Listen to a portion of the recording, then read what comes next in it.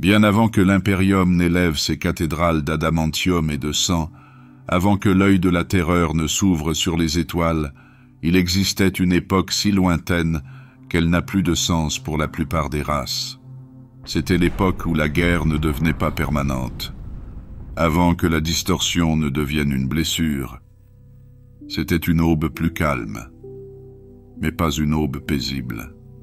Sur un monde qui ne connaît que la souffrance, le Nécrontyre a enduré. Leur étoile était cruelle. Ses radiations étaient implacables. Chaque souffle sous son ciel vieillissait la peau, abîmait les organes, creusait la moelle. Leurs villes, bien qu'avancées, étaient des mausolées. Chaque structure leur rappelait que le temps était un tyran. Chaque enfant né sous sa lueur portait la marque de la mort avant même de pouvoir parler.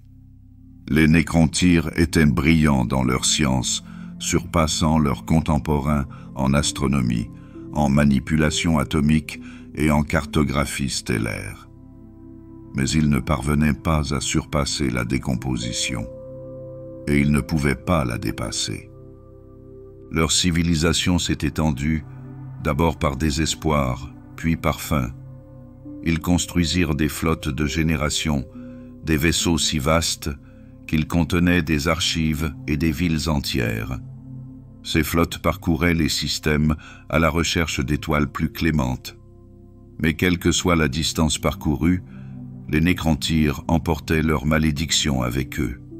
Leur génétique, liée à la signature spectrale de leur étoile d'origine, se détériorait dans tous les environnements. Ils pouvaient échapper au monde. Ils ne pouvaient pas s'échapper à eux-mêmes. L'amertume s'est transformée en ambition. Il ne suffisait pas de survivre.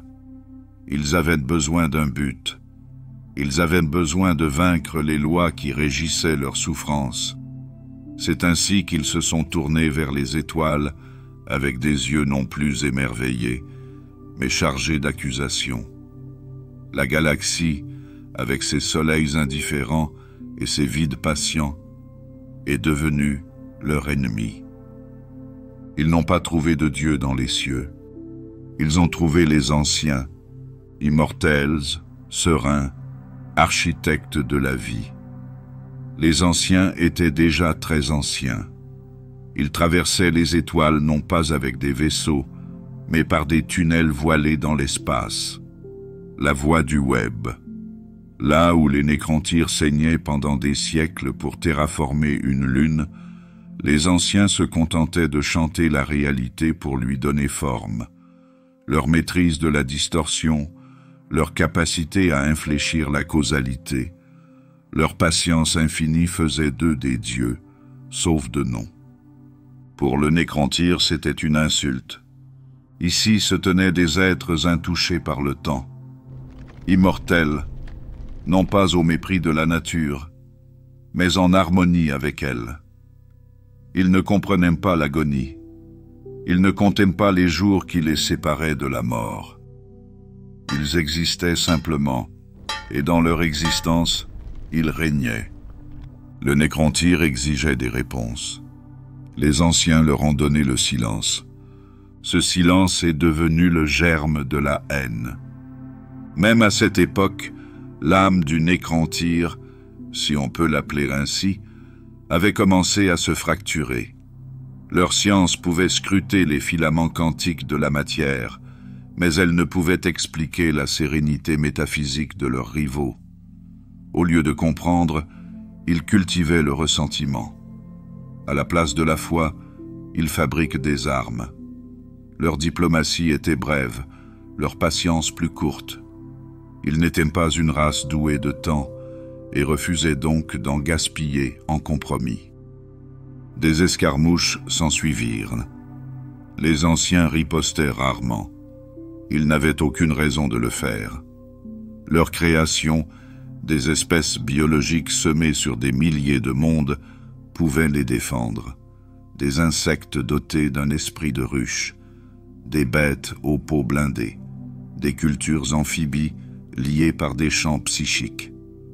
Chacune d'entre elles a été conçue non pas pour la conquête, mais pour la survie, pour la propagation. Et dans leur diversité, elles sont devenues un rempart. Non pas des empires militaires, mais des écosystèmes défensifs. Le Nécrantyre frappa plus fort. Les anciens les ont redirigés. C'est ainsi que commença le schéma qui allait façonner toute l'histoire par la suite. Les Nécrontyres, toujours mourants, se déchaînèrent par frustration. Les anciens, éternels, s'adaptèrent et endurèrent. Mais la galaxie elle-même avait des limites. Ces systèmes ne pouvaient pas rester neutres éternellement. Ces étoiles, autrefois silencieuses, commencèrent à accueillir les échos de la guerre. Les Nécrontyres ont beaucoup appris lors de ces premiers affrontements. Ils étudièrent les structures génétiques des créations des anciens. Ils ont fait de la rétro-ingénierie sur des outils de distorsion de moindre importance. Ils commencèrent à comprendre la symbiose entre la puissance psychique et la conscience, mais cette compréhension ne fit qu'aiguiser leur envie. Ils ne désiraient pas le pouvoir pour la domination. Ils le désiraient pour mettre fin à leurs tourments. Ils se sont donc tournés vers l'intérieur. Ils ont cherché une réponse non pas dans les cieux, mais derrière eux. Il existait des êtres plus anciens que la lumière. Des entités qui n'évoluaient pas avec le temps, mais le consumaient. Des fragments de mort stellaire, des reflets fracturés de l'entropie cosmique. Ils brillaient dans des dimensions qui n'avaient pas encore été nommées. Le Nécrantyre ne les avait pas invoqués. Ils se révélèrent, attirés par le rayonnement de la haine et du chagrin, et par l'appel de quelque chose de plus primitif que le besoin. Les Nécrontyres les appelaient les Sétans, les dieux des étoiles. Et dans leurs formes étincelantes, ils ont vu un autre type de salut, l'immortalité. Pas en esprit, mais en fonction. La promesse d'une endurance éternelle. Fini le délabrement des cellules. Plus d'enfants nés pour mourir, plus d'empires perdus par la sénescence. Les Sétans n'offraient pas le paradis, mais la permanence. Le Nécrontyre n'hésita pas. Sarek, leur haut roi, a écouté ses conseillers. Il a pesé les données scientifiques. Il a ignoré les tremblements de sa mémoire centrale. Lorsque le pacte fut conclu, il se tint devant son peuple et déclara le début d'une nouvelle ère. Il ne savait pas qu'elle se terminait déjà. Pour comprendre la guerre dans le ciel, il faut regarder non seulement ceux qui ont brandi des armes, mais aussi ceux qui n'en ont pas eu besoin. Les anciens, malgré leur tranquillité, n'ont jamais été aveugles. Ils avaient façonné une grande partie de ce que la galaxie allait devenir, non pas par la conquête, mais par une architecture de premier ordre. Ils ne construisaient pas avec de la pierre ou de l'acier. Ils utilisaient la vie elle-même. Bien avant que les Nécrontyres ne jettent leurs regards au-delà des étoiles mourantes, les anciens avaient déjà tracé la carte du vide. Là où d'autres avaient besoin de flottes pour traverser les systèmes, les anciens avaient plié l'immatérium pour en faire des passages. Ce n'était pas la distorsion telle qu'on la connaît aujourd'hui. À l'époque, il était plus calme, moins turbulent, moins imprégné de sensibilité. Il était toujours dangereux, mais pour ceux qui le comprenaient, il pouvait être traversé comme une seconde atmosphère. Une rivière qui coule à côté de l'espace réel, attendant d'être guidée. Ils ont construit la passerelle, un labyrinthe de couloirs s'étend juste derrière le matériel. Ces couloirs ne corrodènent pas les navires. Ils ne crachènent pas de démons. C'était un espace replié, un espace sûr, gardé propre par la technologie que les anciens n'ont jamais partagée. Certains pensent qu'ils ont utilisé la conscience elle-même pour ancrer sa stabilité. D'autres pensent qu'ils ont tissé la réalité matérielle dans la chaîne comme des fils de verre. Quoi qu'il en soit, le résultat était absolu. Ils peuvent aller n'importe où. De plus, ils peuvent ensemencer n'importe quoi. Les anciens ne se sont pas développés pour le pouvoir. Ils se sont développés pour la gestion. Leur vision de la galaxie n'était pas celle du contrôle, mais de l'équilibre. Sur chaque monde approprié, ils ont placé des espèces conçues pour l'équilibre. Des créatures capables de polliniser les écosystèmes, de repousser les envahisseurs et de subvenir à leurs besoins sans devenir des menaces. Ils étaient des gardiens, pas des tyrans. Ils ont tissé la galaxie en un treillis vivant, capable de se défendre en cas de besoin. Parmi leurs créations les plus douées, on trouve des races qui s'accordent avec la distorsion. Ce sont les premiers véritables psychers, des êtres sensibles dont les pensées résonnaient dans l'immatérium. Leur esprit ne se contentait pas de percevoir la réalité, il l'imprégnaient. Les anciens utilisaient ces créatures non pas comme soldats, mais comme harmonisateurs. Lorsque la guerre éclatait, elle la dirigeait. Lorsque la maladie se développait, elle la calmait. Leur présence dans un système pouvait apaiser l'activité tectonique. Leurs rêves pouvaient façonner les climats. Mais la chaîne n'est jamais statique. Il reflète ce qu'il contient. Au fur et à mesure que la vie sensible se répandait dans la galaxie, que les pensées résonnaient plus fort, la distorsion commença à réagir. Les émotions devinrent des courants. Le désir et le chagrin transformèrent ces courants en complexité. Même les anciens commencèrent à ressentir la tension. Ils pouvaient encore le contrôler, le guider, mais ils remarquèrent les premières distorsions. De petites anomalies, des nœuds vacillant dans les tunnels de la voie du web, des manifestations mineures qui ne se formaient pas complètement, mais qui persistaient. Ils savaient qu'il s'agissait d'un risque. Ils ont ajusté leur conception. De nouvelles espèces ont été créées, non seulement pour s'adapter aux planètes, mais aussi pour moduler la résonance psychique. Des filtres sensibles, en fait. Des êtres conçus non seulement pour ressentir, mais pour ressentir en harmonie avec la pression évolutive de la distorsion. Ce n'était pas seulement de la science, c'était de l'art, guidé par un instinct profond de milliers de millénaires. Mais cela ne suffit pas à effacer les vagues créées par la haine du nécrantyre. Les anciens avaient déjà rencontré des civilisations, des empires qui s'élevaient rapidement, brûlaient avec éclat, puis s'effondraient dans le silence. Ils avaient connu la conquête, ils avaient vu la famine, mais ils n'avaient jamais rencontré un tel ressentiment. Les nécrantyres n'étaient pas simplement en colère, ils étaient définis par cette colère. Toute leur civilisation vibrait du désir de détruire non seulement les anciens, mais aussi les lois qui permettaient aux anciens d'exister. La distorsion s'en trouve encore plus empoisonnée. La haine, diffusée à l'échelle de l'espèce, commença à affecter même le réseau psychique que les anciens avaient construit.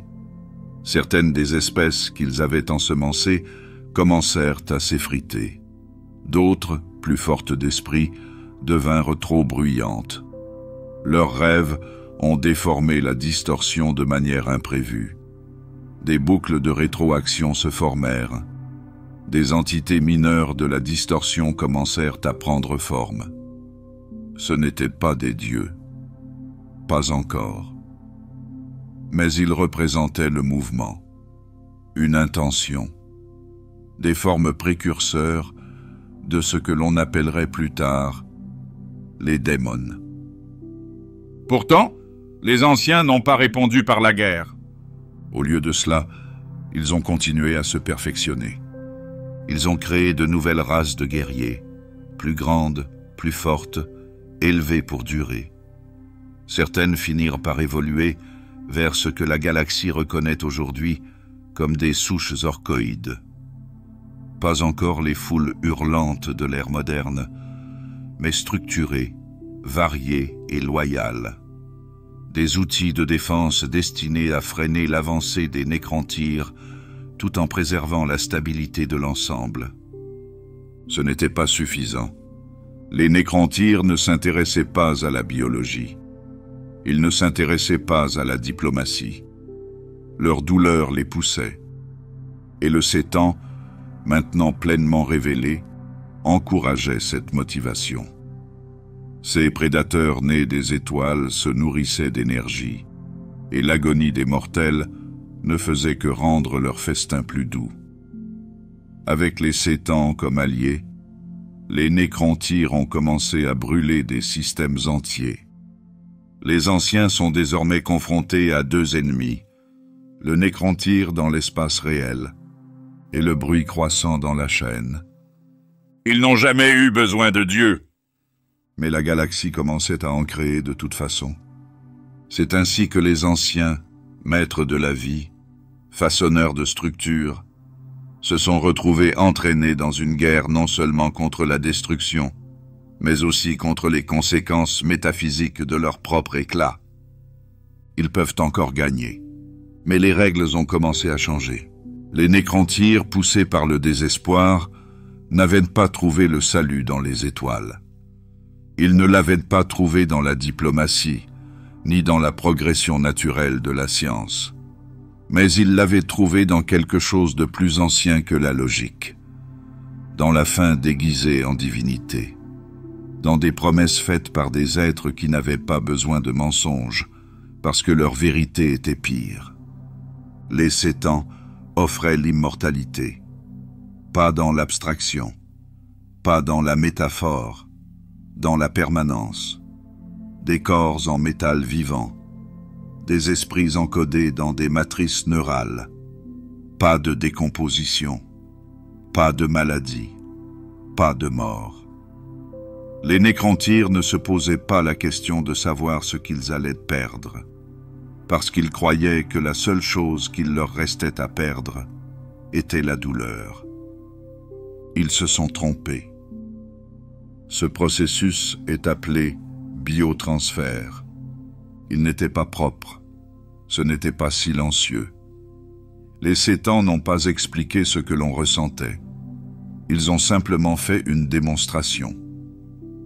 Les premiers sujets, des volontaires choisis pour leur foi dans le haut roi, ont été dévorés par des machines de la taille d'une montagne. Les corps ont été dépouillés atome par atome. Les souvenirs ont été conservés dans des coffres-forts de données avant d'être fusionnés dans de nouvelles structures. Leur nouvelle forme était élancée, plus résistante que leurs prédécesseurs organiques et capable de survivre à des conditions qu'aucune vie biologique ne pourrait supporter. Mais quelque chose d'autre a changé. Ils n'ont pas parlé d'émotion. Ils n'ont pas fait référence à la famille. Lorsqu'on leur a demandé s'ils se souvenaient de la douleur, ils n'ont pas hésité. Mais ils n'ont pas non plus fait leur deuil. Le nécrantyre l'a vu et l'a pris pour un succès. C'est ainsi que le processus s'est poursuivi. Monde après monde, colonie après colonie. L'ensemble de leur civilisation se dirigea vers les forges. Les villes se sont tues.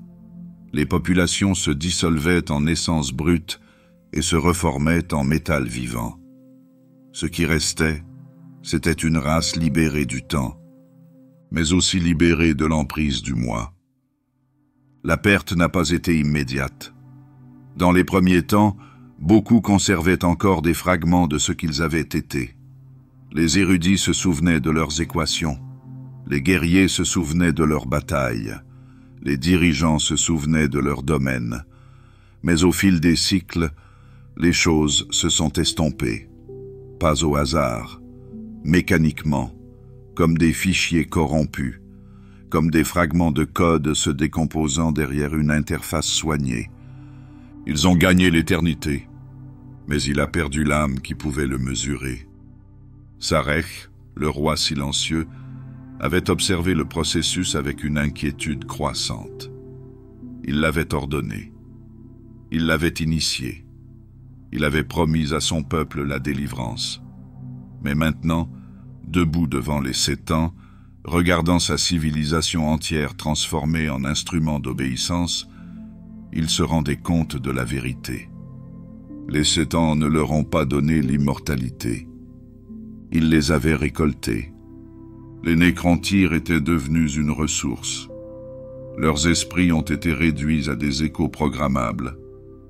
Leur individualité réduite à une fonction. Leur chagrin, leur fureur, leurs défis, formatés en silence. Et les 7 ans s'en sont régalés. Ils n'ont pas consommé de la nourriture. Ils consommaient des états d'être. Ils se nourrissaient de l'énergie des âmes pendant le biotransfert.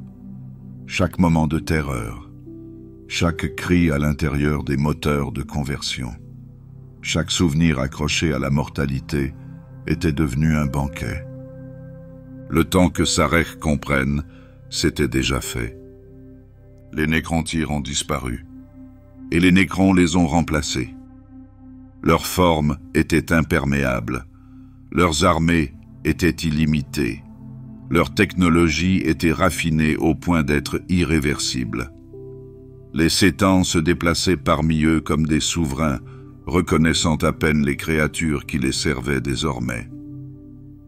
Alors qu'ils avaient besoin d'être vénérés, ils n'exigeaient plus que l'obéissance. Les nécrons l'ont fait sans résistance. La plupart d'entre eux n'avaient pas d'autre choix. Mais Sarek s'est souvenu, et quelques autres l'ont fait aussi. Une révolte silencieuse commence à prendre forme, pas à la surface, pas avec des armes, mais au plus profond des substrats neuronaux des seigneurs nécrons de haut rang, dans les rares esprits où des échos de soi subsistaient encore. Ils ne l'appelaient pas trahison, ils l'appelaient mémoire. Ils ne pouvaient pas annuler le biotransfert, mais ils pouvaient se rebeller contre la forme que leur créateur leur avait imposée. C'est ainsi que des plans ont été élaborés, en silence, en code. Les nécrons, sans âme, mais non sans raison, commencèrent à riposter. Ce n'était pas facile. Les 7 ans étaient des dieux de la matière. Ils ne saignaient pas. Ils ne se fatiguaient pas. On ne pouvait pas les raisonner. Mais ils avaient des limites. Ils pouvaient être fracturés, brisés en éclats, liés dans des champs de confinement forgés à partir de leurs propres restes divins. Avec le temps, les nécrons sont devenus les dévoreurs de leurs propres dieux. Lorsque les 7 ans ont été dispersés, la galaxie ne s'est pas réjouie. Il n'y a pas eu de célébration. Seul le silence. Les nécrons libérés du commandement divin ne se réjouissent pas. Ils se sont réorganisés. Certains disparurent dans des mondes tombeaux, entrant dans des cycles de sommeil qui s'étendaient sur des millions d'années. D'autres continuèrent à purger les restes des anciens et de leurs espèces survivantes. Quelques-uns tentèrent de redécouvrir ce qui avait été perdu, cherchant l'émotion dans la logique, l'identité dans le modèle. Mais le mal était déjà fait. Les frontières entre la mortalité et la machine ne se sont pas estompées. Elles ont volé en éclats, et à leur place se trouvait quelque chose qui ne pleurait plus. Mais il se souvient encore comment. Les nécrontyres avaient cherché à être délivrés du temps. Ce qu'ils ont reçu à la place, c'est la servitude à des entités qui dépassent tellement l'entendement que même le mot « Dieu » n'est plus qu'un pis-aller. Les Sétans n'étaient pas des êtres mythiques. Ils étaient des réalités auxquelles on avait donné forme, des forces qui ne vivaient pas au sens ordinaire du terme, mais qui existaient en tant que principe manifesté. Lorsqu'ils sont arrivés, ils ne se sont pas manifestés par des proclamations. Leur seule présence permettait de démêler les définitions. Dans les premiers temps, ils avaient eu besoin d'avatars, des vaisseaux formés de métal vivant pour marcher parmi les nécrantyres. Ces corps brillaient d'une énergie impossible. Leur forme était anguleuse, mais fluide, stable, mais non figée. Même avant le biotransfert, les nécrantyres s'étaient agenouillés. Après leur transformation, s'agenouiller est devenu la seule réponse possible. Le Sétan n'a pas dirigé par le biais du commandement. Ils ont conduit à la gravité. La réalité s'est déformée dans leur sillage. Les systèmes ont cessé de se comporter comme prévu. Le magnétisme s'enroule de façon anormale. Les radiations dansaient dans des schémas synchronisés. Les observer, ce n'était pas regarder un être, mais un concept. Ils n'étaient pas faits de matière. Ils étaient de la matière redéfinie. Et ils se nourrissaient de l'essence des étoiles. Mais ils en voulaient plus. Ils avaient goûté à l'agonie du nécrontyre pendant le transfert biologique et l'avaient trouvée exquise. C'était une nouvelle nourriture, différente des éruptions solaires et des tempêtes de plasma. La douleur de la sensibilité, le cri d'une âme en train de se défaire, voilà ce qui devenait leur festin. Le processus était élégant dans sa cruauté. Les Sétans dévoraient des populations entières, non par méchanceté, mais par curiosité. Ils ne considéraient pas cela comme un meurtre. Ils y voyaient de l'art. Les Nécrons sont devenus leurs gardiens, pas de volonté. Mais il n'est plus capable de refuser. Sous la direction des Sétans, ils ont rasé des mondes. Certains pour éteindre des rivaux, d'autres simplement pour voir comment les différentes espèces réagissaient à l'extinction. C'est devenu un rituel, des systèmes désignés pour la récolte, des populations cataloguées pour leur densité émotionnelle, un langage de la souffrance cartographié à travers les étoiles. Les Sétans n'étaient pas chaotiques, ils étaient systématiques. Et dans leur cruauté systématique, ils ont restructuré la galaxie. Les anciens avaient battu en retraite, pas par peur, mais par nécessité. Leur création ne suffisait plus. La distorsion était devenue instable.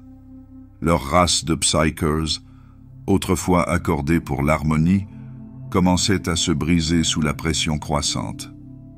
Même la voie du web, longtemps leur refuge, vacillait sur les bords. Ils avaient essayé de maintenir l'équilibre, mais l'équilibre avait été rompu par quelque chose de plus ancien que la conception. Pendant ce temps, les Nécrons ont commencé à se fracturer. Pas ouvertement, pas de manière visible, mais à travers les protocoles de commandement et les réseaux silencieux, les doutes se sont répandus.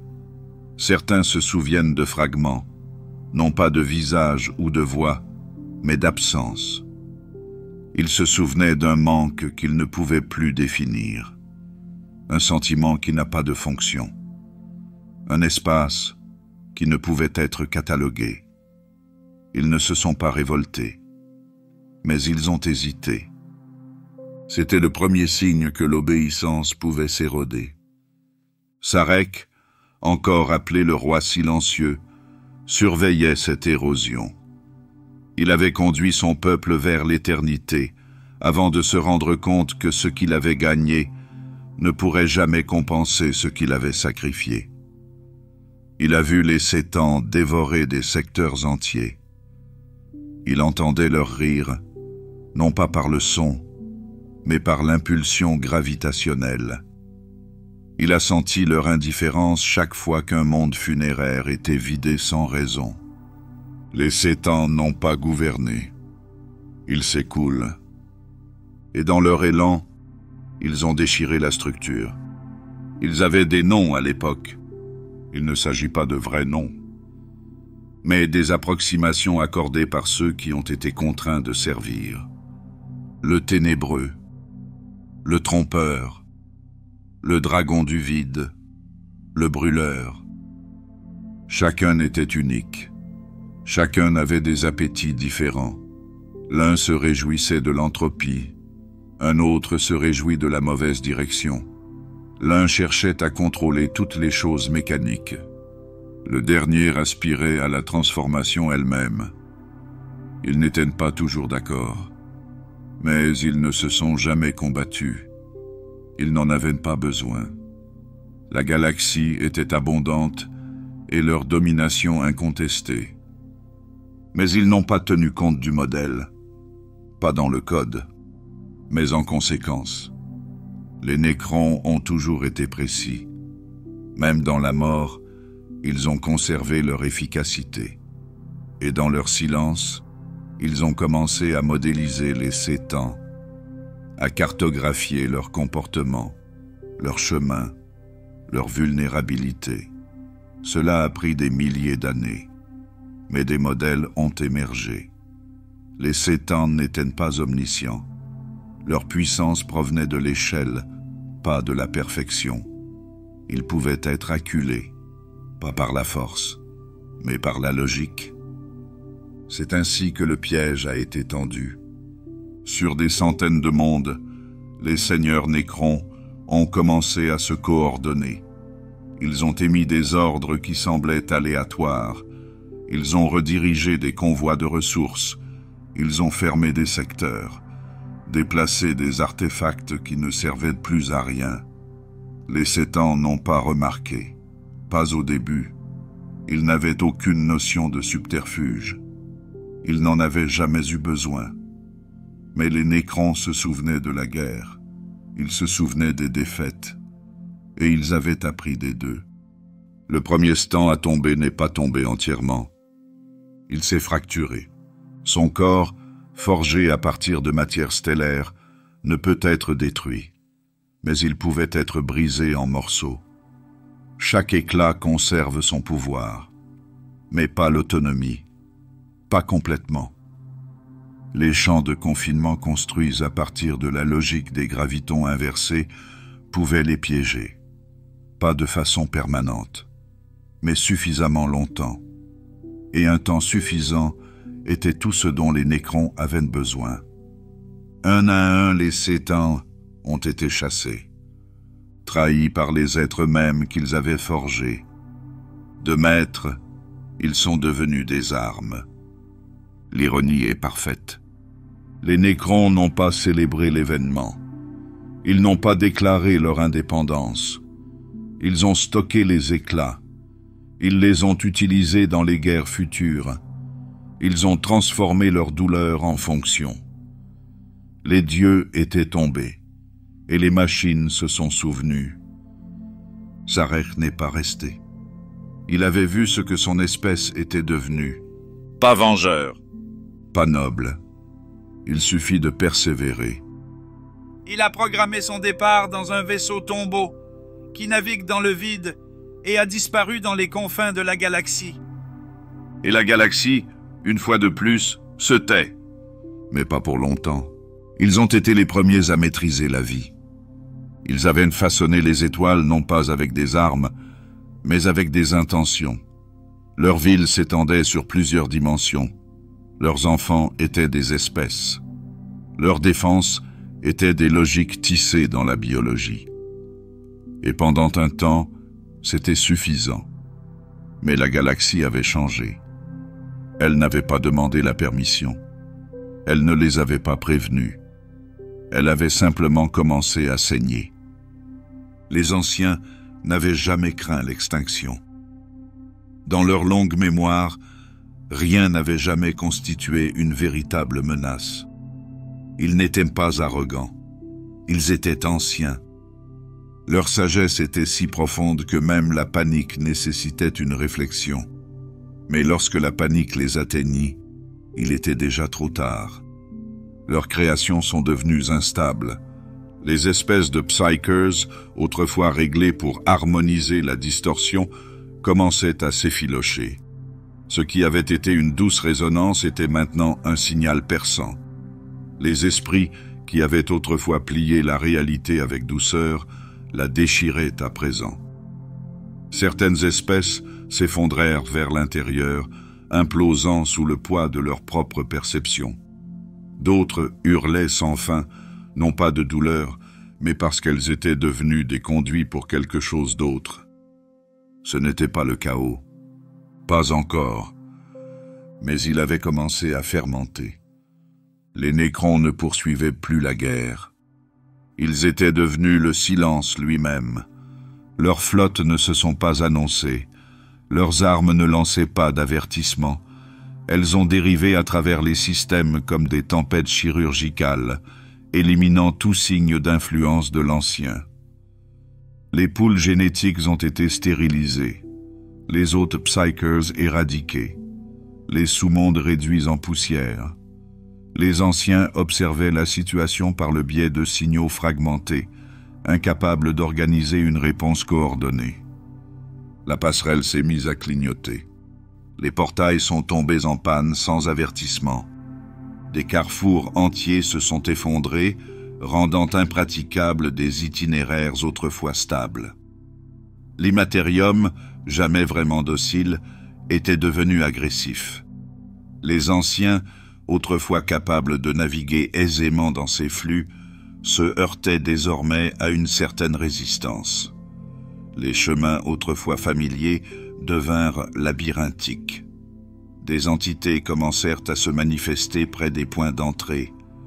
Il ne s'agissait pas de démons tels qu'on les connaîtrait plus tard, mais d'échos, des prototypes de la peur. Les anciens ont tenté de créer à nouveau nouvelles espèces, de nouveaux architectes psychers. Ils n'ont pas abandonné leur credo, ils l'ont adapté. Certains disent que les Krork sont nés à cette époque des êtres de guerre massifs conçus non pas pour l'équilibre, mais pour la survie. D'autres affirment que les premières castes de Slans ont été élevées pour la récursion stratégique, capables de sentir les changements de probabilité avant qu'ils ne se produisent. Ces nouvelles créations étaient puissantes, mais ils sont arrivés trop tard. La galaxie n'écoute plus. Pire encore, quelque chose avait commencé à s'échapper de l'immatérium. Ce n'était pas la faille elle-même. C'était ce qui émergeait des failles. Ce n'étaient pas des sétans, pas des nécrons, pas des erreurs de simulation. C'étaient des entités nées d'un déséquilibre, des entités qui ne sont pas entrées par l'artisanat, mais par la pensée.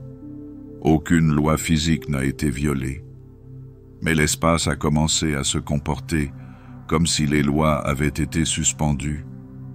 Ils n'avaient pas de nom, uniquement des formes, et partout où elles sont apparues, la structure s'est dissoute. Les espèces autrefois douées pour la distorsion ont été les premières à tomber. Leur réseau psychique agissait comme des fusées éclairantes, des invitations. Ils n'étaient pas chassés. Elles étaient réclamées, absorbées, marionnettisées. Leur corps bougeait encore, mais pas pour eux-mêmes. Leurs yeux brûlaient d'une couleur artificielle. Leurs mots venaient à l'envers, et leur présence brisait l'esprit de ceux qui tentaient de s'en approcher. La peste des enslavers a commencé. Mais pour les anciens, le nom n'avait pas d'importance. Ils ont perdu, pas par faiblesse, mais de trop de design. L'élégance de leur système s'est transformée en fragilité. Leur dépendance à l'égard de l'équilibre s'est transformée en vulnérabilité. Et leur refus de détruire sans raison est devenu leur perte. Ils n'avaient pas prévu qu'une galaxie se retournerait contre ses propres gardiens. Ils ne s'attendaient pas à être trahis par l'échafaudage psychique qu'ils avaient construit. Dans leur dernière période, ils se sont retirés. Pas dans les tombes, mais dans les données. Certains pensent qu'ils se sont encodés dans les noyaux planétaires, d'autres affirment qu'ils ont fusionné avec les strates de distorsion, devenant ainsi des régions semi-sensibles de l'espace. D'autres encore pensent que des fragments des anciens restent cachés dans les voûtes de la voie web, ni vivants ni morts, mais capables de se souvenir. Il n'y a pas de certitude, seulement des artefacts, seulement des échos. Les Nécrons ne se sont pas réjouis. Ils ont poursuivi la purge, pas par haine, mais par inertie. Leur protocole n'exigeait pas de défilé de la victoire. Ils exigeaient des résultats. Et le résultat fut le silence. L'un après l'autre, les refuges des anciens ont été effacés. Leurs gardiens se sont effondrés. Leurs monuments ont été réduits à l'état de pierres froides sous des soleils mourants. Le sétan, désormais brisé et ligoté, ne se nourrit plus. La chaîne continue de monter, et la galaxie, qui était autrefois une toile pour vivre des rêves, est devenue un cimetière. Les anciens n'avaient pas laissé de ruines. Ils ont laissé des blessures, non visibles, mais persévérants. Même 10 000 ans après le début de l'Impérium, certaines espèces conservent des souvenirs génétiques des anciens, des réflexes qui ne correspondent pas à l'évolution, des peurs qui ne découlent pas de l'expérience. Les Eldar les appellent des mythes, les Slans n'en parlent pas, les Orcs ne se souviennent que de fragments. Mais les signes demeurent, gravés dans la pensée, pas dans la matière. Ils ont gouverné sans tyranniser, et a disparu sans crier gare. Et la galaxie, autrefois façonnée par l'intention, l'est désormais par les conséquences. Bien avant que la chaîne ne devienne un champ de bataille pour les dieux, elle était un bassin de réflexion, un espace d'écho et de résonance. Les pensées y vacillaient comme des ondulations, les émotions en agitaient les profondeurs comme des marées. Les anciens avaient façonné la vie pour l'effleurer doucement. La distorsion avait répondu avec clarté. Mais au fur et à mesure que la galaxie changeait, cette clarté s'assombrissait. Et lorsque la guerre du ciel atteignit son dernier crescendo, l'immatérium se fissura. Pas avec le tonnerre, mais avec de la pression. Chaque cri psychique des espèces mourantes de la galaxie se pressait contre le voile. Chaque acte de biotransfert, chaque trahison, chaque mémoire corrompue pesait sur la frontière entre les royaumes. La distorsion n'avait pas de limite, mais elle avait une tolérance. Et cette tolérance avait été dépassée. Les Enslavers ne sont pas venus en tant qu'envahisseurs. Ils n'ont pas été convoqués. Ils n'ont pas été construits. Ils ont émergé comme une conséquence, comme une fatalité. Ils n'étaient pas des entités de distorsion au sens démoniaque du terme. Ils n'avaient pas d'alignement formel, pas de culte, pas d'intention structurée. Ils ne proposaient pas de marché. Ils ne mentaient pas. Ils n'avaient pas besoin d'invitation. Ils ont répondu à la saturation, à la surpression, au point de basculement où les pensées ont cessé de revenir de la distorsion et ont commencé à entraîner la présence avec elle. Ils ne se nourrissaient pas de la peur. Ils se nourrissent des esprits. La sensibilité était leur point d'ancrage. L'activité psychique est leur porte d'entrée. Plus le signal est fort, plus le passage est large. Ce qui n'était qu'un courant contrôlé devint une porte d'entrée. La distorsion s'est infiltrée dans la réalité, et c'est par cette blessure que les Enslavers ont glissé. En voir un, c'est être confronté à un désalignement. Leur forme défiait les attentes anatomiques, pas hideuses, pas grotesques, mais impossibles à placer. Une forme qui vacillait avec l'intention, mais qui ne se fixait jamais. Ils s'entouraient d'une pression psionique, enveloppant leur corps de distorsion qui déformait l'espace et le souffle. Et lorsqu'ils ont touché un esprit, ils sont restés. Ils n'ont pas parlé, ils n'ont pas demandé, ils sont entrés. Et lorsqu'ils sont entrés, l'identité s'est érodée. Les hôtes sont devenus des amplificateurs, des tours de signalisation vivante. Chaque pensée était diffusée dans la distorsion rendant le passage encore plus large. D'autres, à proximité, sont tombés en même temps. Ce n'était pas une infection, c'était une harmonisation. Et bientôt, des espèces entières devinrent des miroirs, corps présents, esprit réorienté. La galaxie n'était pas prête. Les anciens, qui battaient déjà en retraite, n'ont pas pu l'arrêter. Leur création, conçue pour l'interaction avec la distorsion, n'ont fait qu'empirer les choses. Des populations planétaires entières disparurent sans laisser de traces. Certaines s'effondrèrent dans l'espace warp sans laisser de traces. D'autres s'immobilisèrent sous l'influence d'Enslaver, se décomposant avec leurs pensées qui résonnaient encore en orbite basse.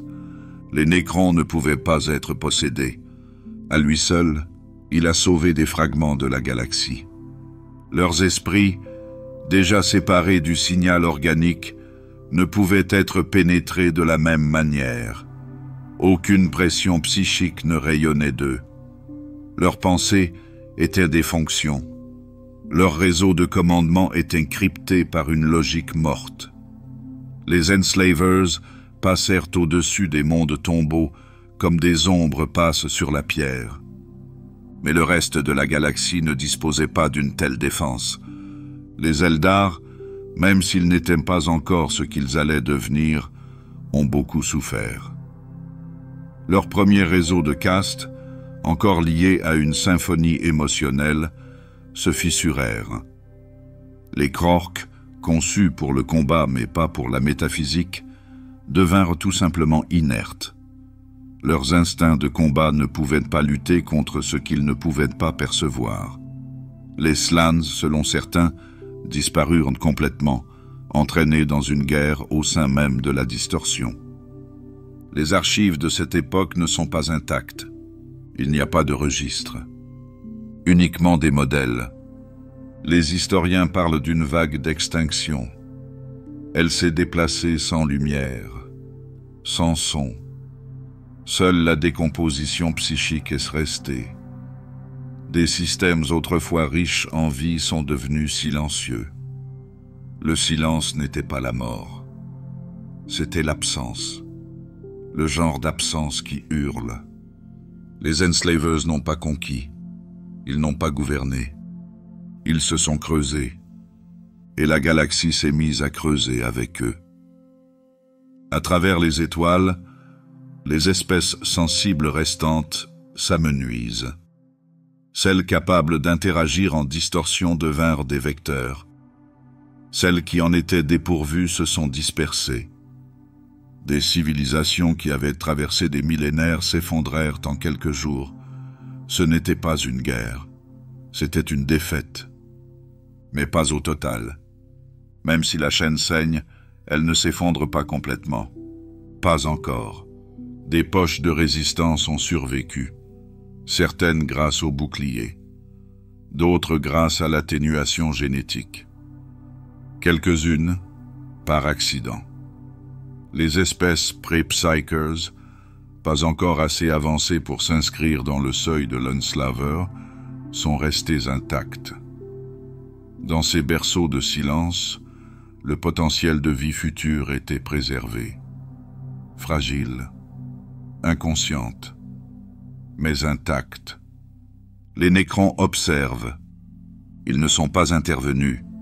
Leur tâche avait pris fin avec la défaite des anciens. Les Enslavers n'étaient pas leurs ennemis. Ils étaient la conséquence. Et les conséquences ne pouvaient pas être éliminées. Au lieu de cela, les Nécrons ont commencé à se préparer. Les mondes tombeaux, déjà dispersés dans le vide et la nébuleuse, ont été scellés. Pas par peur, par calcul. La galaxie n'était plus un lieu d'ordre. La distorsion avait changé. L'équilibre qui rendait la planification possible s'était rompu. Ils sont donc entrés en dormance, certains pour des cycles, d'autres pour des éons, tous avec le même objectif. Attendez. Attendre que les étoiles se refroidissent, que les tempêtes psychiques s'éloignent, que le silence revienne. Les Enslavers sont restés. Pas partout, mais cela suffit. Leur présence ne serait plus jamais vraiment oubliée. Même à l'époque de l'Imperium, leur influence resterait encodée dans les archives xénologiques, dans les documents interdits de la Bibliothèque Noire, dans les avertissements chuchotés dans les voûtes de l'Inquisiteur. La plupart des gens ne se souviennent pas d'eux, mais ceux qui les connaissent n'oublient jamais. Ce ne sont pas des démons. Ils sont le saignement. C'est ce qui se produit lorsque la pensée devient pression, quand les esprits résonnent trop fort. Et la galaxie, à partir de ce moment-là, se souviendra toujours de ce qu'il en coûte de crier trop longtemps dans l'obscurité. Dans les derniers échos de la guerre du ciel, quelque chose commença à changer, non pas sur le champ de bataille, mais dans les couches sous-jacentes de la réalité. La distorsion avait enduré des millénaires de tension, étirée par l'incessante production psychique d'espèces élevées pour la guerre. Chaque cri d'un esprit mourant, chaque acte de biotransfert, chaque effondrement des croyances et de la mémoire, tout cela alimentait le courant invisible. La galaxie n'a pas explosé en feu, elle n'a pas implosé dans le silence. Elle a été transpercée. La brèche ne s'est pas annoncée d'elle-même. Elle a commencé dans les marges, aux avant-postes, où les voyants ressentaient le mal avant que la logique ne les rattrape. Ils parlaient de pression derrière les yeux, de lumière se déformant dans le mauvais sens, d'émotions qui n'appartenaient à personne. Dans des dizaines de systèmes, ces signes sont apparus non pas à l'unisson, mais de manière synchronisée. La distorsion ne s'est pas brisée. Elle s'est assouplie, et cet assouplissement a donné naissance à quelque chose de nouveau. Les Enslavers n'ont pas été construits. Ils n'ont pas été convoqués par un rituel ou un artifice. Ils ne sont pas entrés dans l'espace en le traversant. Ils sont apparus comme une conséquence, comme un réflexe, comme la réponse à une question que personne n'avait posée à voix haute. Ils n'ont pas brûlé de villes ni effondré de continents. Leur arrivée n'était pas une invasion. C'était une réponse. Ils se déplaçaient à travers des trous dans la distorsion trop petits pour être considérés comme des failles, des fils de contact entre les psychers vulnérables et le chaos en ébullition de l'au-delà. Au début, les signes étaient subtils. Un enfant se taisait pendant des jours, puis parlait une langue qui n'avait pas de racines phonétiques. Un prêtre pleurait au milieu d'un rituel et continuait à pleurer jusqu'à ce que son corps lâche. Mais bientôt, la subtilité disparut. Ils ont touché les esprits avec une douceur qui a tué. Il n'y avait pas de voix, pas de dialogue, pas de projection. Une pensée exposée suffisait. Une simple impulsion psychique, même involontaire, devenait une invitation. Une fois entré, il ne négociait pas. Le corps de l'autre restait animé, ses gestes plausibles, sa voix capable d'imiter de vieux schémas. Mais rien à l'intérieur n'appartenait à celui qui y avait vécu. L'hôte était devenu un nœud. Un seul Enslaver n'a pas mis fin à un monde. Il a permis à d'autres de le trouver. Chaque nouvel hôte élargissait la fracture, appelant plus d'entre eux à s'aligner. Plus l'esprit est fort, plus le signal est brillant. Des ruches entières, autrefois animées par l'art du chant et de la psionique, se transformèrent en chambres de phare. Les individus ne criaient pas. Ils s'harmonisaient. Leurs esprits jouaient des tonalités qu'ils ne comprenaient pas, des mélodies composées par des forces qui n'avaient jamais eu besoin de les entendre. Le Croc a réagi en premier, mais seulement par instinct. Conçus pour le conflit, ils ont frappé dès que la distorsion est apparue. Pourtant, rien de ce qu'ils affrontaient ne saignait. Leurs armes traversaient ce qui aurait dû être de la matière.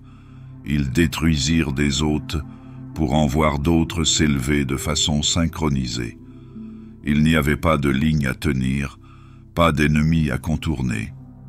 Les Krork, bien qu'immenses et furieux, étaient devenus les spectateurs d'une guerre qu'ils ne pouvaient influencer.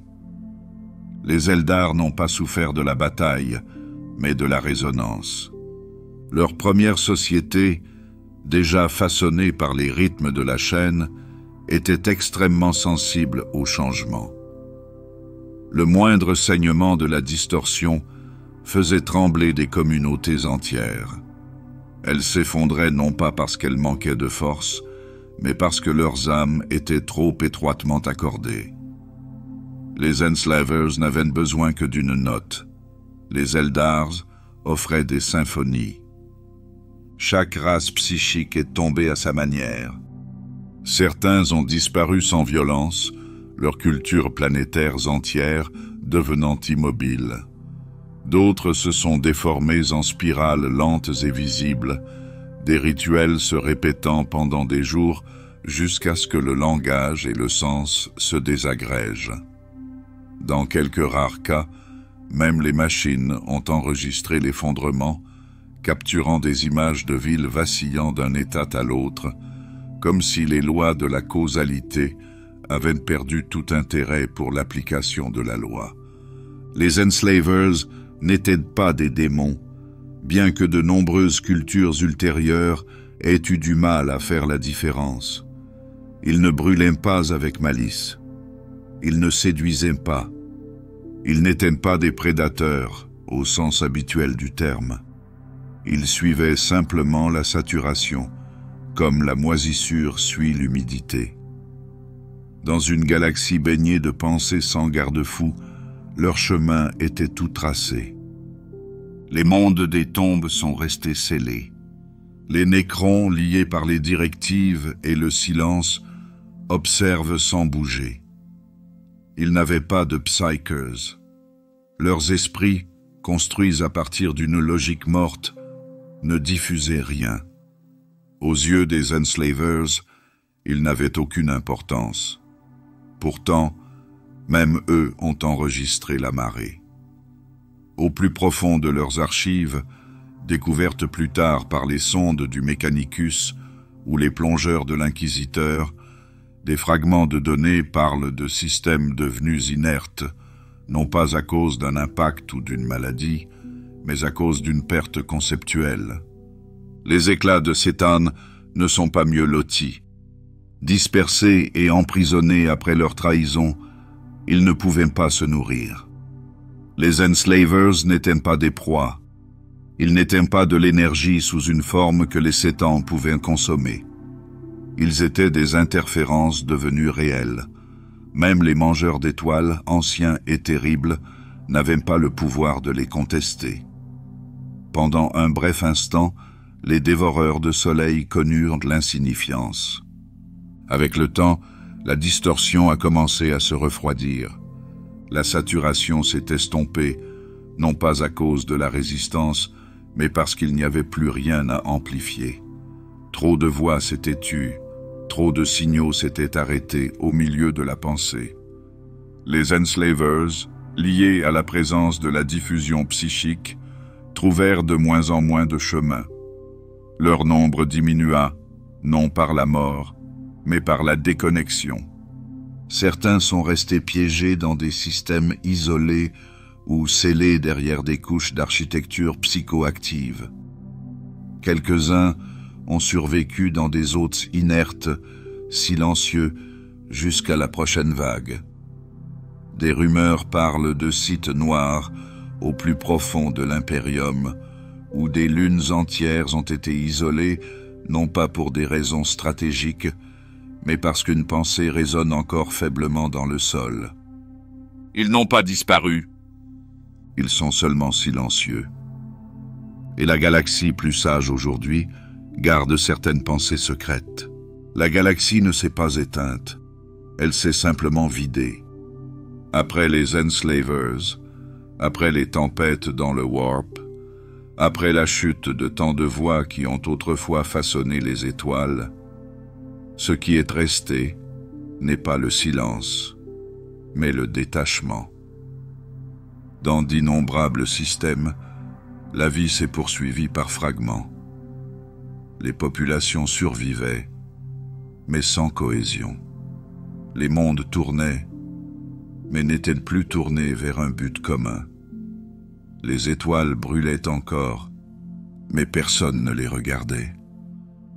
Les grandes civilisations ont disparu, pas par la guerre, pas par la conquête. Elles se sont abandonnées. Les anciens avaient disparu.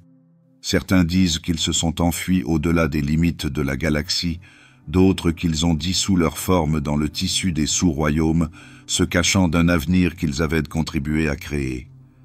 Qu'ils aient succombé à leur création ou à l'entropie, leurs structures se sont tues. Aucun signal, aucune patrouille, aucune hiérarchie ne subsista. Les espèces qu'ils avaient élevées restèrent en arrière, incapables de comprendre les machines dont elles avaient hérité, mal préparées à résister à l'effondrement de la toile psychique qui les avait autrefois reliées à des guides. Les Eldar ont battu en retraite, pas en tant qu'empire, mais en tant que survivants. De petits groupes se sont enfuis dans le subespace, creusant des mondes artisanaux à partir d'une technologie arcanique conçue pour protéger leur espèce d'une future contamination par le warp. Il ne s'agissait pas de colonies, il s'agissait d'arches, de canaux de sauvetage jetés dans une mer devenue imprévisible. Ce qui avait été une culture galactique de fierté et d'unité devint une diaspora. Les Eldar avaient la mémoire longue et ils portaient la douleur en eux. Leurs chants, autrefois symphoniques, devinrent des complaintes, des rappels doucement répétés de ce qu'ils avaient perdu et de ce qu'ils ne pouvaient plus protéger. Les Krork ont dégénéré, sans front de guerre centralisé, sans anciens pour guider leurs instincts vers la stratégie, leur éclat s'estompa. Ce qui restait était encore puissant, brutal, autopropagé, durable, mais n'était plus concentré. Le génie qu'ils avaient acquis s'est effondré sous le poids de la désuétude. Ils devinrent des moteurs de bataille déconnectés, leurs empires se réduisant à des marées d'agressions errantes qui ne servaient plus un plan plus vaste. Plus tard, ils évolueraient en quelque chose d'autre. Mais pour l'instant, ils n'avaient pas de nom, pas de direction, juste de l'inertie. Le Slann n'a laissé aucun corps derrière lui. Personne ne sait où ils sont allés. Leurs villes ont disparu, leurs archives se sont fragmentées. Certains pensent qu'ils ont glissé dans d'autres royaumes, abandonnant complètement la matière. D'autres suggèrent qu'ils ont désintégré leur propre biologie en code psionique, échappant ainsi à l'anéantissement par l'autodéconstruction. Quelle que soit la théorie, leur absence a laissé un vide non seulement dans le plan matériel, mais aussi dans la trame de la mémoire psychique. Leur influence, autrefois omniprésente, n'est plus qu'un mythe. Et les Nécrons ont fermé leur tombe. Pas par peur, par calcul. Ils n'avaient pas perdu la guerre du ciel. Leur ennemi avait disparu. Leur propre victoire avait engendré le vide. N'ayant plus de raison d'être dans les étoiles, ils se replièrent sur eux-mêmes. Leurs dynasties se sont enfermées dans des voûtes nécrodermiques sous les croûtes planétaires. Leurs champs de stase ont été activés non pas pour la récupération, mais pour l'endurance. Ils attendraient, non pas le triomphe, mais la pertinence. Le long sommeil n'était pas un espoir. C'était un report. Laisser la galaxie brûler ou se reconstruire. Ils ne bougeraient pas tant que cela n'aurait pas d'importance. La distorsion elle-même a commencé à se stabiliser. Non pas dans le calme, mais dans l'imprévisibilité. Sa nature a été modifiée. Elle ne reflétait plus seulement la pensée. Elle portait des cicatrices, des échos, des formes persistantes nées d'événements d'extinction. Les enslavers étaient partis, pour la plupart. Mais leur passage avait changé le terrain. La distorsion possédait désormais une mémoire. Et la mémoire, dans la distorsion, devient une structure. De nouvelles espèces naîtraient, ignorant tout de l'histoire qui se déroule sous leurs pieds. Des êtres primitifs sont apparus sur des mondes qui n'avaient pas été touchés. Certaines avaient été protégées par accident, des planètes dont les biosphères n'émettaient aucun signal de distorsion, dont les populations restaient mentalement silencieuses, inaperçues des prédateurs qui s'étaient autrefois glissés à travers le voile. Ces planètes allaient devenir les germes de nouvelles civilisations. Fragiles, inconscientes, libérées du fardeau de la ruine qui avait façonné les étoiles. Ils trouveraient des artefacts qu'ils ne pourraient pas déchiffrer, des monolithes qui répondent à la pensée par le silence, des anomalies génétiques qui laissaient entrevoir des histoires au-delà de la leur. Et parfois, des structures entières enfouies dans les profondeurs, toujours vivantes d'une manière qu'aucun scanner de surface ne peut expliquer. Ils supposeraient une découverte, mais ils ne trouvaient que ce qui avait été abandonné. Cette période, non nommée par ceux qui l'ont vécue, marque la fin de la première époque.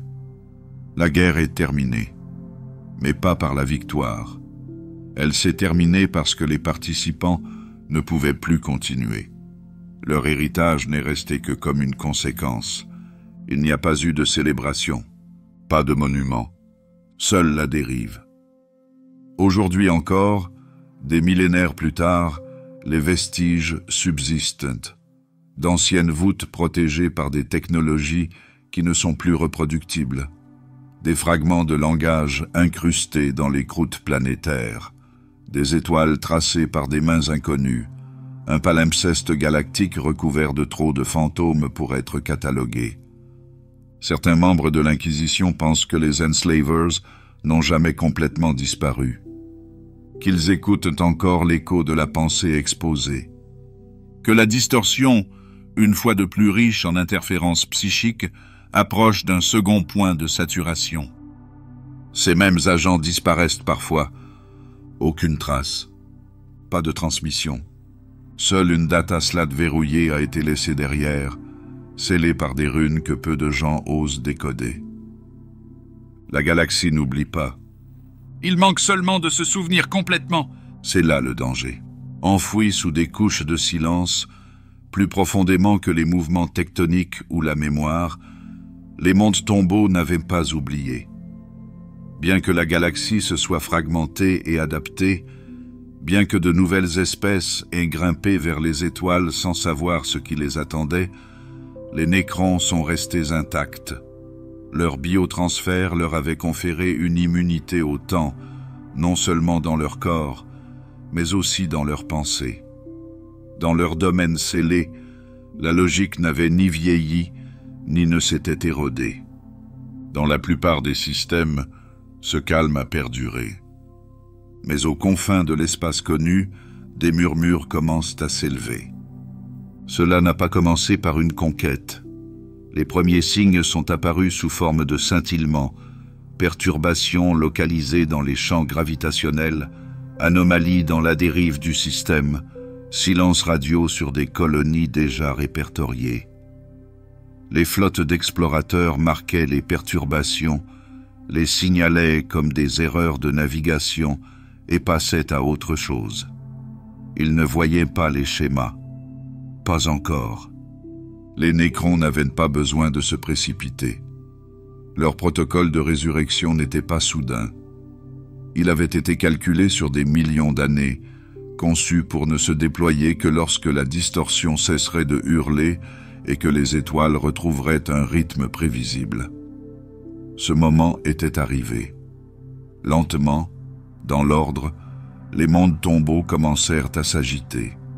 Pas avec des sirènes, pas avec des alarmes, mais avec un code harmonisé. Un signal passa par des conduits déphasés, un monde en réveillant un autre, comme des organes se rappelant comment respirer. Le roi silencieux s'y était préparé. Bien avant que la galaxie ne s'effondre, il était parti. Non pas dans la défaite, mais dans l'exil. Zarek, le dernier et le plus grand souverain du Triarque, avait donné l'ordre d'initier le biotransfert, l'acte qui transformait une espèce entière en immortel de métal vivant. Puis, conscient du prix à payer, il a disparu au-delà des limites de la galaxie. Certains pensaient qu'il était parti mourir. D'autres ont imaginé qu'il avait erré sans but. Ni l'un ni l'autre n'était vrai. Il est parti pour comprendre. Les étoiles situées au-delà de la limite galactique recèlent moins de mensonges. Dans le vide entre les galaxies, il n'y a pas de distraction. Les courants de la distorsion s'amincissent, révélant leur structure sous-jacente. Dans cette absence, Zarek a étudié les conséquences de ce qu'il avait ordonné. Il a regardé l'univers évoluer en silence. Non pas parce qu'il craignait de revenir, mais parce qu'il voulait de la clarté quand il reviendrait. Et il est revenu. Pas avec des armées, pas avec des déclarations, mais avec des objectifs. Le roi silencieux apportait des connaissances auxquelles aucun autre Nécron n'avait accès. Il avait vu ce qui restait des 7 ans. Il avait tracé les chemins de leurs fragments brisés.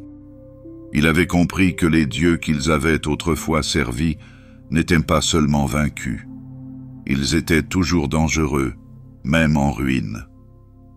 Les éclats étaient dispersés, certes, mais pas inertes. Leurs échos persistaient dans les constructions, dans les reliques maudites, dans les systèmes où la logique s'effondrait sans raison. Son retour ne fut pas accueilli par la rébellion. Les dynasties Nécron, longtemps endormies et liées à la mémoire hiérarchique, accueillirent sa présence par le silence. Leurs protocoles s'adaptèrent. Leurs tombes furent restructurées. D'anciennes querelles se sont interrompues.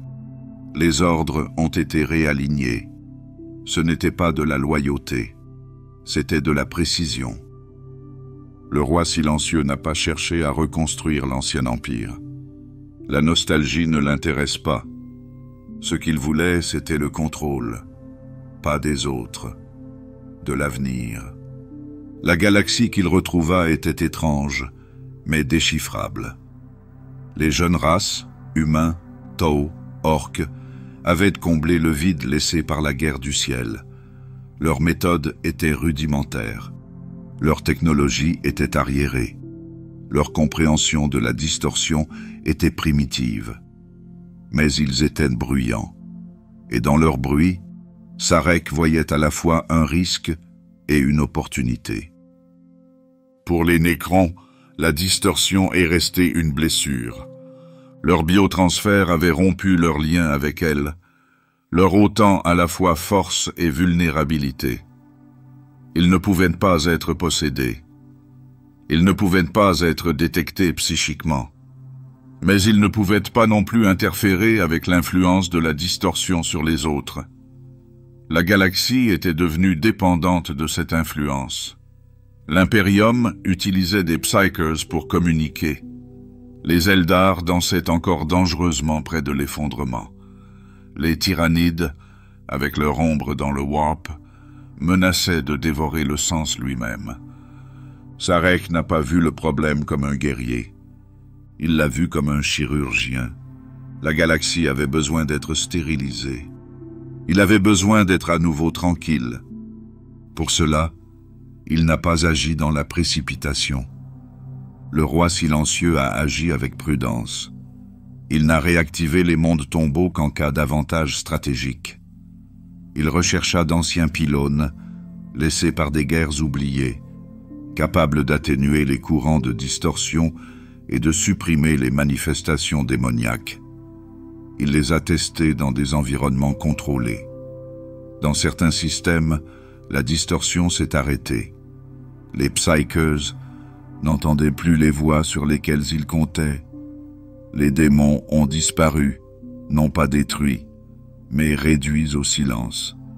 Il ne s'agissait pas d'actes de guerre, il s'agissait de préparation. Toutes les dynasties Nécron n'étaient pas d'accord avec cette retenue. Certaines s'étaient adaptées en son absence, construisant des empires en miniature, menant la guerre non pas pour le gain, mais pour le rituel. D'autres suivaient des guerres anciennes comme des horloges, s'affrontant sans fin sur des lunes désolées. Le roi silencieux ne les a pas détruits. Il ne les réprimanda pas. Il les observait. Lorsque c'était nécessaire, il les reprogrammait. Son objectif premier reste inchangé. Contrôler la distorsion, pas par la domination, par l'absence. Les pylônes, cachés dans les systèmes morts, sont des clés. Beaucoup sont tombés en ruine. Certains étaient gardés par des xénos qui avaient oublié ce qu'ils protégeaient. D'autres étaient enterrés sous des villes ruches qui pulsaient avec des bruits psychiques. Le roi silencieux les cartographia toutes. Il commença à assembler ce qu'il appelait le schéma final, un réseau non pas de conquête, mais de réduction. Une structure qui, si elle était achevée, rendrait la distorsion inerte au cœur de la galaxie. Ce plan, bien que tacite, a commencé à influencer toutes les décisions des Nécrons. Dans les tombes froides, il n'y avait pas de débat. Il n'y a que l'étalonnage. La suite ne sera pas une guerre d'idéologie. Il s'agira d'une guerre de signaux. Et la galaxie, bien que grouillante de vie, n'a jamais appris à se taire.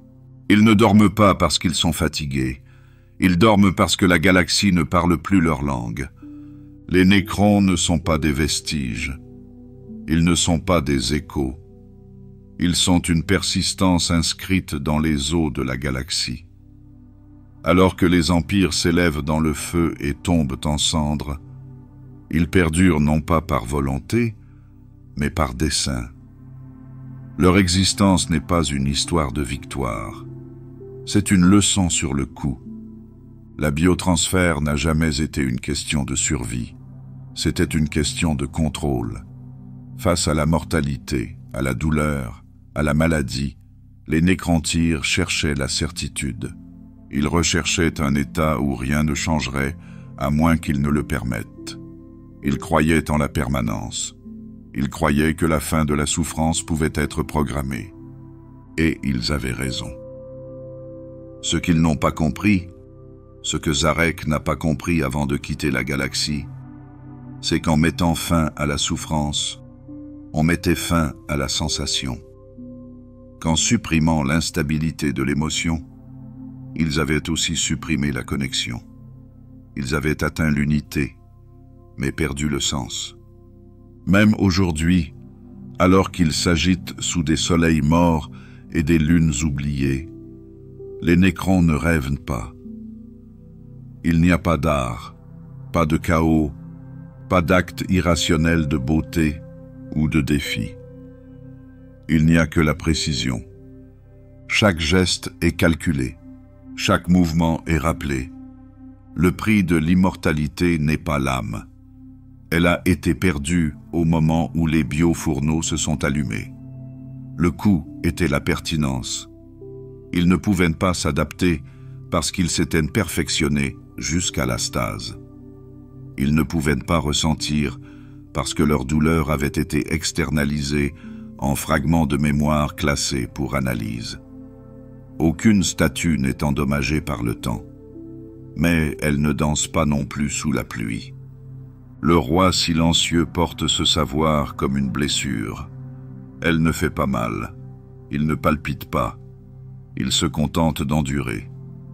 Il regarde les espèces plus jeunes se précipiter vers l'extinction et il se voit répéter dans d'autres costumes. L'Imperium se sacrifie sur 10 000 fronts, non pas parce qu'il croit gagner, mais parce qu'il ne peut admettre qu'il se vide déjà de son sang. Les Eldar s'accrochent au rituel, non pas pour préserver leur culture, mais parce que l'alternative est d'affronter le miroir. Même les tyrannides, froids et efficaces, ne sont pas à l'abri d'une faim qui va au-delà du besoin. Sarech ne les déteste pas. Il les envie. Ils commettent encore des erreurs pour des raisons qui semblent réelles. Les Nécrons n'agissent que lorsque l'analyse indique qu'une action est nécessaire. Ils n'innovent pas. Ils ne rêvent pas d'un avenir différent. Leurs empires fonctionnent comme des horloges, non pas parce qu'ils sont faibles, mais parce qu'ils n'ont aucun désir de réécrire le mécanisme. Il y a des moments rares et vitres fermées où Sarech envisage d'inverser la biotransfert. Il a les données, il a la technologie. Certains prétendent qu'il a déjà testé la théorie sur des fragments isolés. Reconstruire non pas des corps, mais des décisions. Rétablir les conséquences. Il ne va jamais jusqu'au bout, pas encore. Parce qu'il sait qu'à partir du moment où un Nécron retrouve la capacité de ressentir, de choisir mal, de blesser et d'agir, il n'est plus un Nécron. Il devient quelque chose d'autre. Et il n'est pas certain que la galaxie soit prête pour cette expérience. Pourtant, sous son commandement, le schéma final approche de son seuil. Les pylônes forment des nœuds de stabilité dans les régions instables. Les voyages en distorsion deviendront plus difficiles. Les manifestations démoniaques s'affaiblissent. La communication psychique perdra de sa portée. Pas par la violence, mais par la suppression. Il ne s'agit pas d'une extinction. C'est une discipline imposée à une galaxie qui n'a jamais appris à s'autoréguler. Cela sera perçu comme une tyrannie. Il y aura une résistance, mais elle permettra aussi de sauver des vies. Le roi silencieux n'attend pas d'être approuvé. Il attend le silence. Sa guerre n'est pas une guerre d'ennemis. Il en va de même pour l'entropie. Il ne veut pas régner sur la galaxie. Il veut lui ôter sa capacité à s'effondrer. Et lorsque cela sera fait, peut-être décidera-t-il alors de ce que les Nécrons sont censés devenir. D'ici là, il reste des observateurs sous la Terre. La galaxie oublie facilement, mais elle n'oublie jamais complètement. Un monde tombeau en ruine trouvé par une sonde de l'Adeptus Mechanicus. Un glyphe qui désactive toute une tempête de distorsion. Une silhouette humanoïde a été aperçue au-delà du voile d'une zone nulle, disparaissant avant que l'esprit ne puisse l'assimiler. Il ne s'agit pas d'anomalies, il s'agit de signaux, pas des invitations, pas des menaces. Rappel, la galaxie s'est un jour brisée elle-même. Ceux qui ont survécu se souviennent pourquoi. Et ces souvenirs, enfouis dans le métal vivant, ne s'effacent pas avec le temps. Ils s'affûtent.